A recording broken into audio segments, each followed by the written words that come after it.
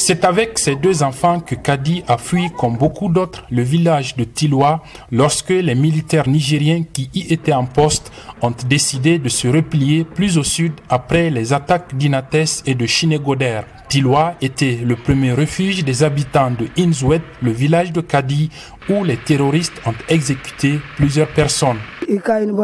Ils nous ont donné un délai de 24 heures pour quitter le village après avoir exécuté un homme. Nous avions alors fui les mains vides pour rejoindre Tiloa. Là-bas, après le départ des militaires, nous avions aussi quitté parce que nous craignions pour nos vies.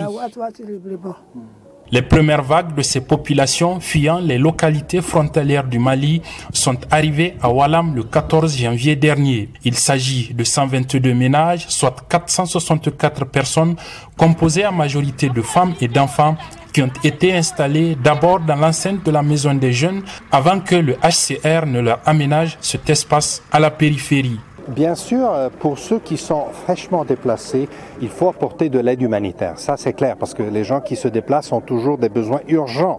Mais il faut que rapidement, même dans la phase humanitaire, on pense à long terme. Donc c'est là où je salue un modèle important dans cette région.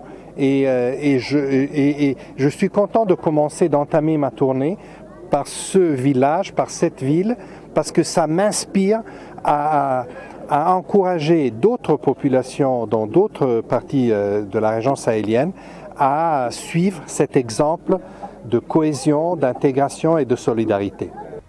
Selon les acteurs humanitaires, ces mouvements de population qui continuent pourraient prendre de l'ampleur dans les prochains jours.